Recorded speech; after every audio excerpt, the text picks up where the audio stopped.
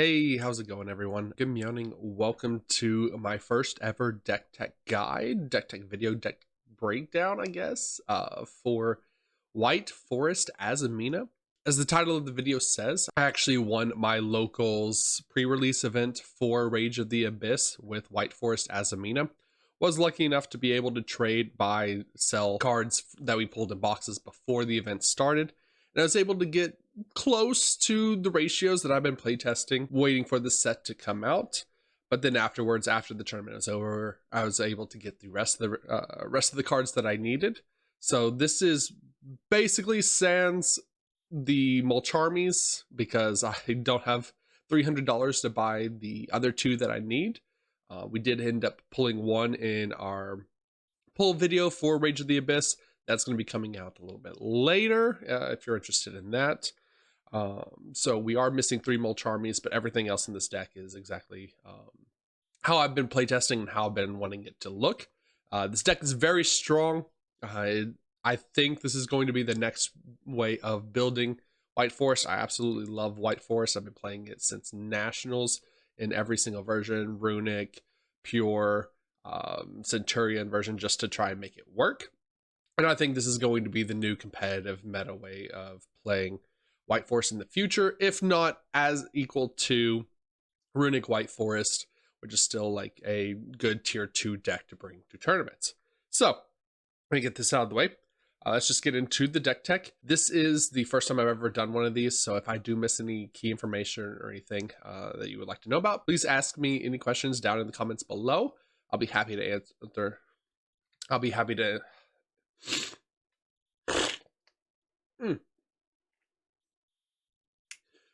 If I do happen to miss anything,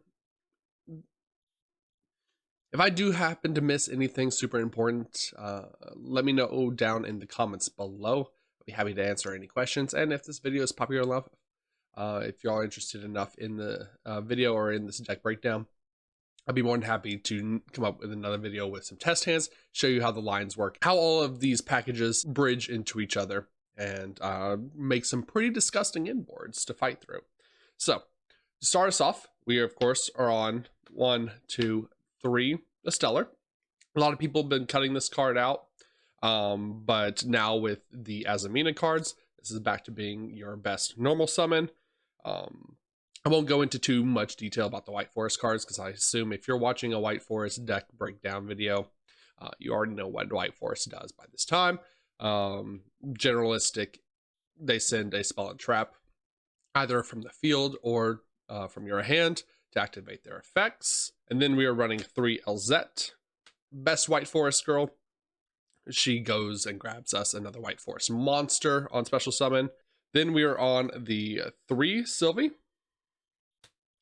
and the 1 Elzette for our 10 White Forest package.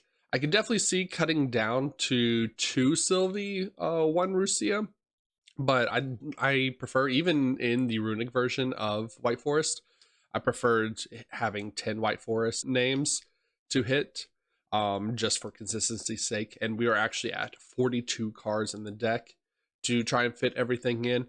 I didn't have any issues with consistency at 42. And we are entering a era of Yu-Gi-Oh!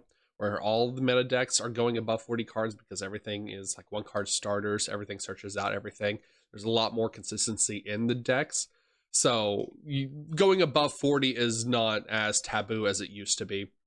I definitely don't think we should go above 42 or 43 at the very most, just because you don't want to go too inconsistent, and we're not, unfortunately, as strong as Yugioh and Fiendsmith, Snake Eyes, Fiendsmith and Yugioh, in which that everything is a 1 card starter for them. We still need to see certain cards, but I think this is a good ratio. For the extended packages, we are on 1 toy soldier, 1 toy tank, and then 3 toy boxes. The toy boxes, you definitely want to see the toy boxes plus White Forest is always full combo. We had to cut down to 1 toy soldier, 1 toy tank. Ideally, we don't see the toy soldier or toy tank in hand. We don't need the 3 toy soldier anymore. I can see in a world going up to 2 toy soldier, 1 toy tank. But with the Azamina package added into this deck, you don't necessarily have to see the toys to go full combo. You can also get full combo with the Azamina cards as well. This is just the extra sugar on top. It's not everything you need, as in the pure toy box version of White Forest that we used to have, where we had to see toy box, had to see toy soldier. We can make do without now. For the White Forest spells and traps, we are on 1 Tails, 1 Woes, and 1 Scourge. So for the tournament, I actually had to go on 2 Tails. You need to only run 1 of the Rotas. It's very bad. Woes, very good. Scourge of the White Forest, if you haven't seen this card, this is the new White Forest quick play spell. Oh god, I'm sorry for the glare. There we go. You attribute 1 synchro monster, then target 1 card on the field and negate its effects until end of turn, so it's a targeted Omni negate. Then if you tributed a White Forest synchro monster for this card's effect, you get to special summon an illusion monster from your graveyard. That illusion monster is 90% of the time going to be Diabelle, since she is the illusion synchro. You end on Diabelle, you end on this set, and end on Woe's set in most inboards. But you will use your Diabelle effect, get out your Sylvie, book their field. If you need to negate anything going further beforehand, you sack your Diabelle to this card, get the Diabelle back for free. Or you can also get back your Azamina fusions, because they are illusion monsters. And also the great thing about this card is it's just another White Forest spell and trap name to search out with your Resilia, with your Sylvie, to help your hand, to help you have more discard fodder, since it resets itself like the White Forest spells and traps do. Then for our next extending package, we are on to 3 Wanted Seeker of the Sinful Spoils. I apologize for the glare. You probably know what this card does by now. Adds a Diabelle star to your hand. And then on 2 Diabelle star, opening Wanted or Diabelle star plus a White Forest monster, or White Forest card, is full combo with this deck. How these 5 cards work is any one of these 5 cards bridges into our 2 Deception of the Sinful Spoils. I see some people on 3. I could definitely see this card going up to 3. This card is insane. This card is nuts. This is what bridges into our Azamina lines. I think we're fine at 2, just because White Forest is able to recycle this card a lot, thanks to Diabelle, the Diabelle Synchro. But this card, I don't know why they printed this card, especially after the Lacrima issues that we've had in the previous ban list for Fiendsmith. But this card is insane. This card is nuts. You tribute 1 monster from your hand or field as cost, and add an Azamina card from your deck to your hand.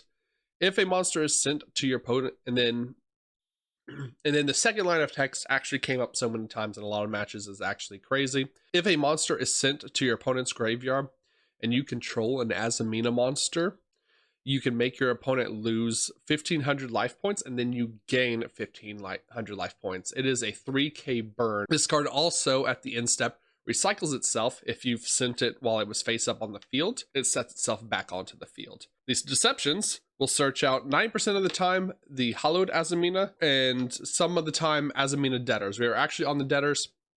I could see cutting the debtors card. This card was only okay. It was just nice to have, like, in certain situations, a quick play version of the fusion spell in case they tried to Ghost Ogre or Cosmic Cyclone my deception on activation. But what these cards do, and they both have the same line of text, you reveal 1 Azamina monster. You reveal 1 Azamina monster in your extra deck, and for every 4 levels rounded down, very important, you send 1 Sinful Spoils card from your hand or field to the graveyard. If it was face down, then you reveal it first. Then you special summon the monster that you revealed. So with the Azamina monsters being level 6s, you round down, so you only send 1 Sinful Spoils card. You're usually sending the deceptions, maybe sometimes the wanted in various weird circumstances, but almost always you're sending the deception of the Sinful Spoils and then recycling it back with your Diabelle. Now, the Hollowed Azamina card actually has more text where it says, if this card is in your graveyard, you can target 1 Azamina monster you control or in your graveyard, shuffle it back into your extra deck, and then add this card back to your hand. The recyclability on this card is only once per turn, but the fusion ability on this card is as many times as you're able to. So in the combo, you're getting out your Deception of the Sinful Spoils, you're going into your Hallowed Azamina, you're using your Azamina, your first Azamina fusion summon as link material for your end board, and then you're grabbing Hollowed back Diabell Diabell, the Synchro monster, is going to grab back your Deception, and then you get to fusion again and end on the Omni Negate. Azamina Debtors is the quick play version of Hallowed Azamina. Does the same thing, except the bottom text on this card says, during the main phase, you can banish this card from your graveyard, then target one Azamina monster in your graveyard and special summon it. The only issue with this card is you can only use one of each effect once per turn. So typically you just search this out with the Mu Yugioh as an extender. Set this card to use during your opponent's turn to summon Soul Aristichian, which is a targeted send as another form of interruption. And it's very strong. It's very strong. It just didn't come up a whole lot. It was like, I don't know. It feels more win more. Like most of the time my board was just unbeatable. We never had to use this really during my opponent's turn. But then we are on 12 hand traps. We are on 3 Ash Blossom, Joyous Spring, 3 Nibiru,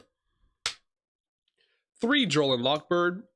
So these Drolls are actually supposed to be the Mulcharmies. Unfortunately, I only pulled 1 Mulcharmy from my boxes that I opened, and I don't have $300 on hand to buy the other 2.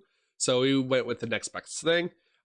Droll came up a couple of times. It wasn't as strong as I thought it was. I think when more people are able to get Mulcharmies, because I mean everyone's going to have them, I mean Droll is definitely necessary to come in, at least in the sideboard.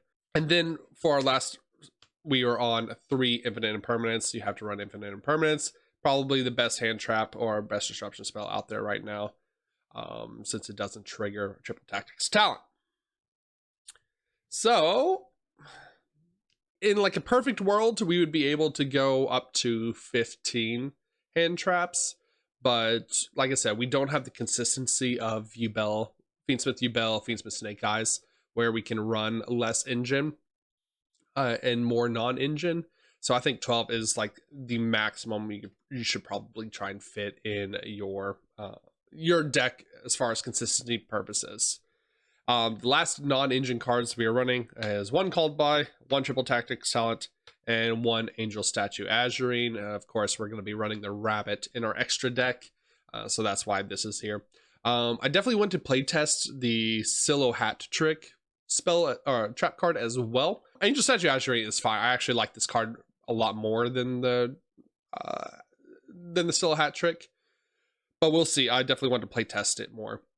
Called By, you have to have Called By because this deck just loses to Droll. It loses to Dimension Shifter almost all the time. For extra deck, we are on the 1 Zapper Shrimp. For our 6s, we are on Cold Dragon and Cloud Beast and Malong. I actually like Malong. I don't know if it's going to stay. This was really just a tech choice versus like stun and skill drain decks, since it activates its effect to bounce in the graveyard. It dodges the skill drain. But I could definitely see this being something else. I don't know quite yet. If Xyz decks like Goblin Bikers, Sharks, and with the new Rizal cards coming out in the near future, I definitely could see, I have a little spicy tech synchro card coming up for that, specifically for the Xyz decks if they become a problem. We are of course on our 3 White Forest monsters, White Forest Synchros, Silvera, Rasilia, and Diabell. And then as tech options, we are on Scarlet Red Dragon Archfiend and Chaos Angel as our last synchros. Scarlet Red Dragon Archfiend is actually very good in the tournament. Helped me clear out a lot of boards going second, helped me burn for time in a couple of matchups. Really just kind of, I opened Dark Ruler No More versus Fiendsmith Yubel going second, was able to make this bad boy pop everything on the field, didn't get to respond to anything. To be fair, I think they messed up their line. They didn't respond in time with the trap, but yeah, was able to Dark Ruler everything and then pop everything with the Scarlet Red Dragon Archfiend, burn for time at the end, and just barely eke out that disgusting deck. For links, we are on the Silo Hatcher Rabbit, the SP Masquerena, and SP Little Knight. The SP Little Knight, I mean, you have to run SP Little Knight. The card's busted, card's super strong still. And then we are on all three Azaminas, all three good Azaminas. Azamina Mu Resiliago, Ila Sevilla, and Sol Aristichium. If you haven't seen these cards yet, Mu Resiliago, God, I love this art, is your extender Azamina. When this is special summon, when this is fusion summoned, it lets you add an Azamina or Sinful Spoils card from your deck to your hand. And then if this card is destroyed by battle or card effect, you can add a Sinful Spoils card from your deck to your hand and keep going. Very strong card. Azamina Ila Sevilla, though, is actually my favorite. This card is insane. This card is an Omni-Negate, a non-targeted Omni-Negate on Tribute. When your opponent activates a card or effect, you can tribute this card. Negate the effect. If this card is destroyed or by battle or card effect, you can add a Sinful Spoils trap from your deck to your hand. We don't even use that last line of text. Just having an Omni-Negate to go into before Nibiru, before we even do our Stellar Normal Summon, is so good to insulate our White Forest combos. It's actually insane. And then lastly, we are on Azamina Sol Aristichium, which this is the going second Azamina a lot of the time. And you're just going to make this during your opponent's turn. Hopefully, if you're going first, or you're going to make this going second as just a targeted send, just a form of disruption, help board break. And lastly, our last extra deck monster is Plan B, Baguska. This is just here for the Tenpai matchups, and also when we inevitably get shifted.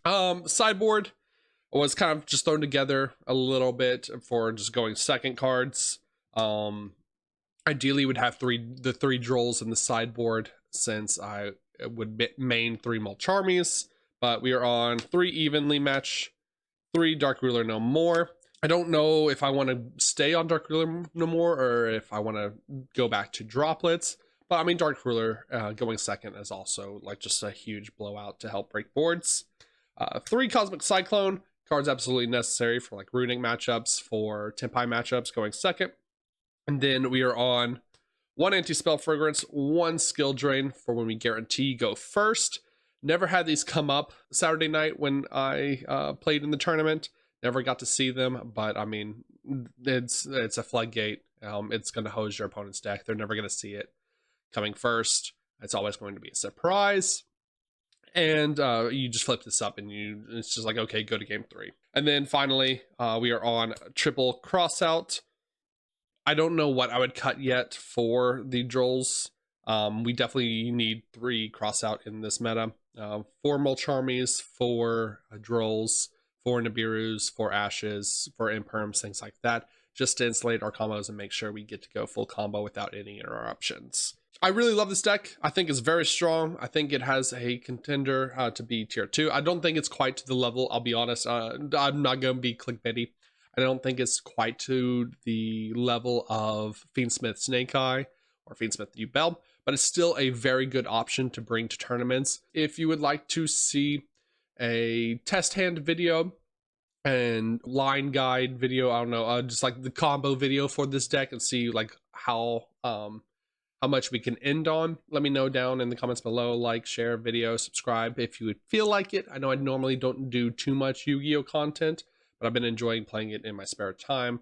Then we play Master Duel on stream, sometimes over at twitch.tv/Neko. And we open boxes and things on stream as well over on twitch.tv/Neko.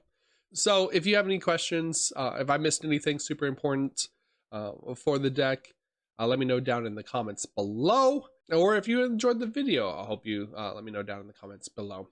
Good night.